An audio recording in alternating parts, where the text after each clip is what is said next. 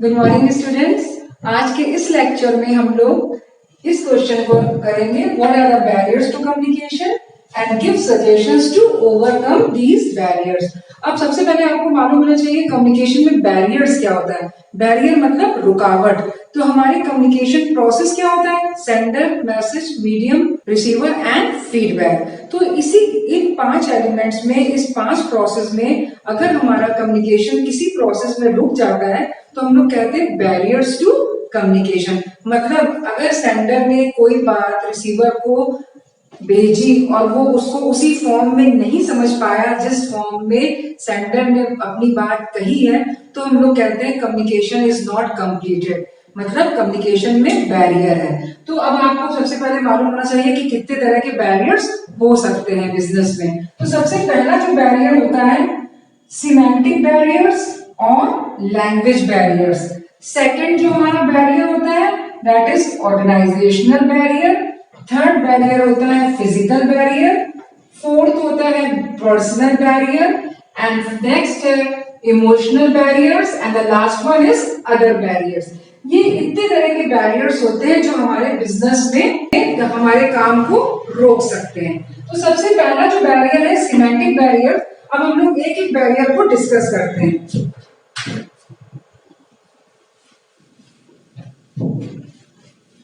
सबसे पहला जो बैरियर है that is semantic barrier. Semantic barrier को लैंग्वेज बैरियर भी कहते हैं और ये बैरियर मोस्टली वर्ड्स के सिलेक्शन में या बैडली एक्सप्रेस मैसेजेस में या फॉल्टी ट्रांसलेशंस में, या हमारा प्री कॉन्सेप्ट है कि हम पहले से अज्यूम कर लेते हैं आगे तो वो समझ जाएगा। इन रीजन से जो बैरियर्स होते हैं या रुकावट होती है हमारे कम्युनिकेशन प्रोसेस में, उसको हम लोग बोलते हैं सिमेंटिक बैरियर्स। अगर एग्जाम में अगर ये क्वेश्चन आता है what are the barriers to communication, आप सारे बैरियर्स को मेंशन करने के बाद हर बैरियर को इंडिविजुअली एक्सप्लेन करेंगे और उसके सब पॉइंट्स लिखेंगे। तो सिमेंटिक बैरियर समझ में आया, इसको हम लोग बोलते हैं लैंग्वेज बैरियर। अब इसके 4 आपके सब पॉइंट्स है। पहला badly expressed message, second faulty translation, C use of technical language, next unclarified assumptions।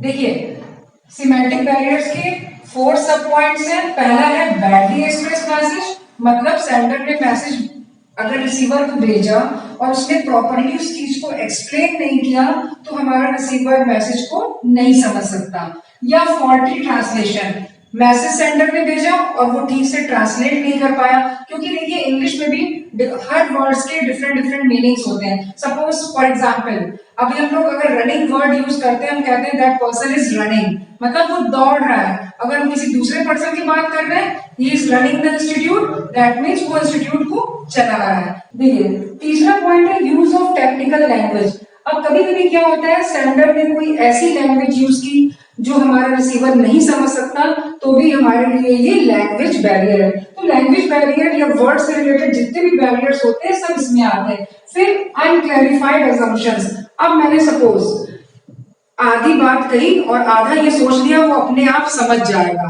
तो ये भी एक हमारे लिए रुकावट का काम करता है। ऐसे फॉर एग्जांपल मैंने कहा फला पर्सन को ट्रेन से रिसीव करने जाना है, बस मैंने इतना बोला और बाकी मैंने ये सोचा तो आगे वो समझ जाएगा, तो ये भी एक हमारा अनक्लैरिफाइड असम्पशन है कि हमने एज्यूम कर लिया कि आगे का बात वो समझ जाएगा। तो ये मैसेज हमारा कंप्लीट नहीं हुआ। कंप्लीट तब होता है जब हम बोलते हैं कि फला पर्सन को आपको ट्रेन से रिसीव करना जाना है, ट्रेन का नंबर ये है, टाइम ये है और इस टाइम आप वहां जाके उसको रिसीव करें, तब वो मैसेज हमारा कंप्लीट होता है। लेकिन हमने पहले से एज्यूम कर लिया कि आगे की चीज वो समझ जाएगा, तो इसको बोलते हैं अनक्लैरिफाइड अजम्पशन। आई थिंक आपको क्लियर हो गया होगा कि सिमेंटिक बैरियर्स क्या होते हैं। अब जो नेक्स्ट बैरियर्स हमारे होते हैं that is organisational barriers.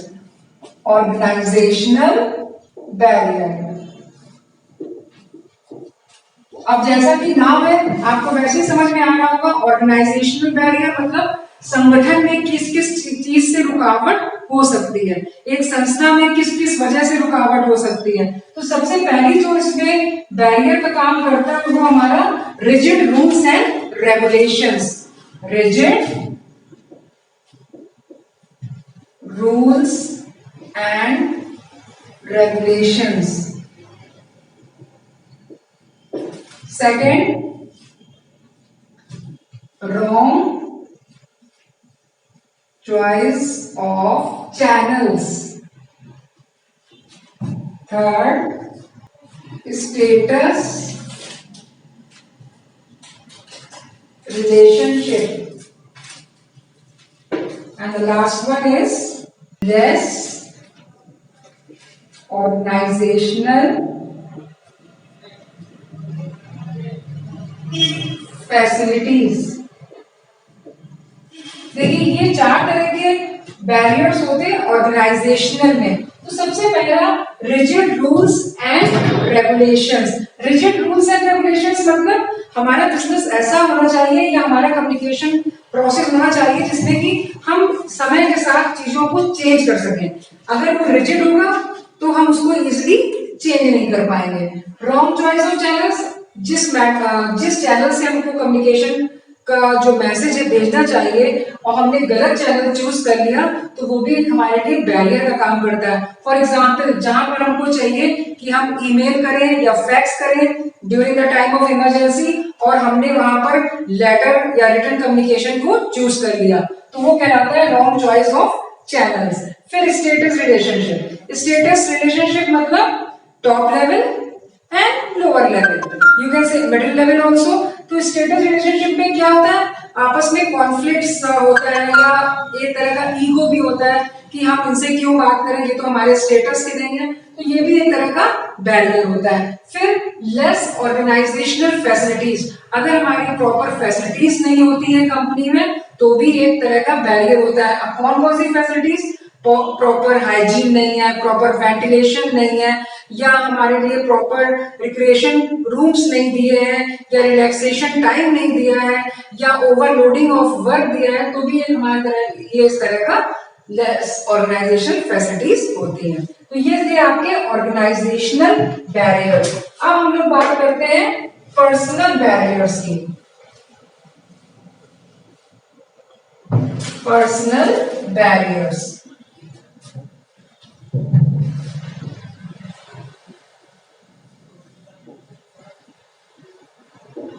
Personal barriers, इसमें देखिए सबसे पहला हमारा जो बैरियर है that is body language. Second attitude. Third fear of position.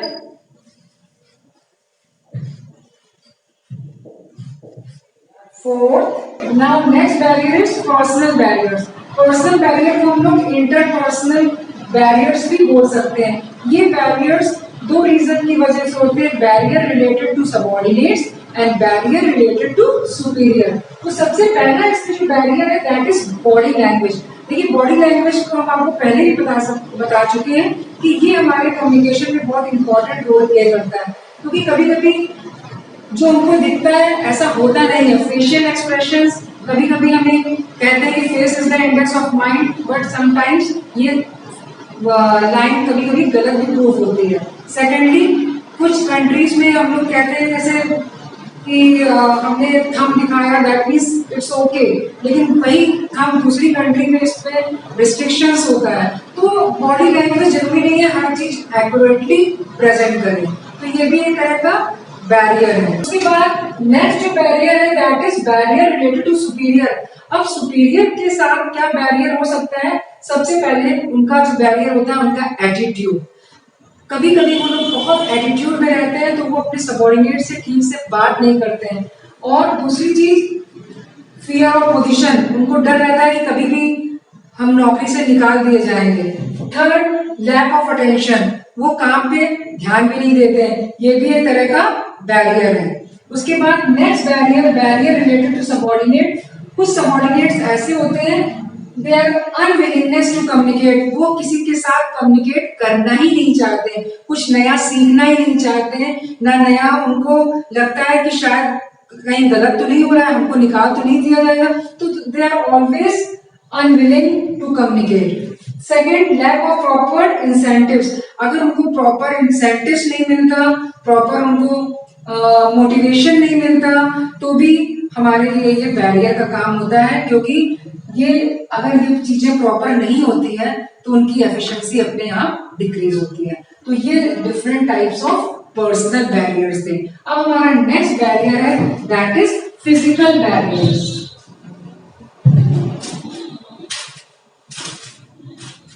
Next barrier है फिजिकल बैरियर। फिजिकल बैरियर,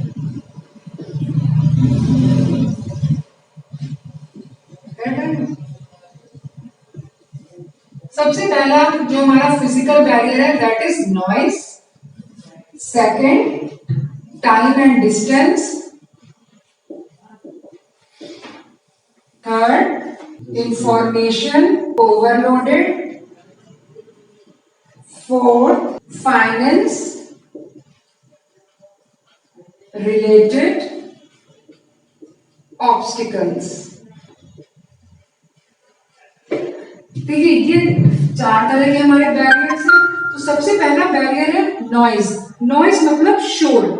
अब कंपनी में कोई मशीन चल रही है और उसी समय आपका सबॉर्डिनेट या सुपीरियर आपसे कोई बात कहता है और आपको ठीक से नहीं सुनाई पड़ता, तो वो कहलाता है नॉइज बैरियर। मतलब शोर की वजह से हम अपनी बात आपको नहीं कन्वे कर पाए।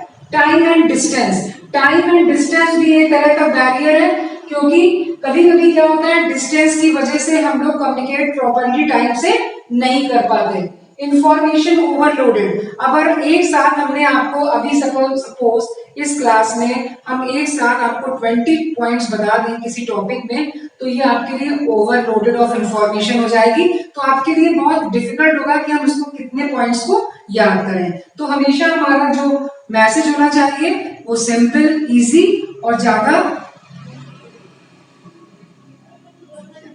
ज्यादा मैसेज भी हमें एक साथ कन्वे अपने सबऑर्डिनेट्स को नहीं करना चाहिए, जिससे कि उनको कैच करने में डिफिकल्टी हो।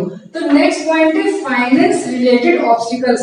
कभी कभी हमारी कंपनी में या बिजनेस में पैसे की कमी हो जाती है, उसकी वजह से भी हमारा कम्युनिकेशन में बैरियर हो जाता है। क्यों बैरियर हो जाता है? सपोज हमें कहीं ऑर्डर मिला कि हमको 1000 यूनिट्स को बनाना है और due to money related problems हम उन यूनिट्स को नहीं बना पाए, तो ये हमारे लिए एक तरह का बैरियर है। आई थिंक आपको फिजिकल बैरियर क्लियर हो गया हो।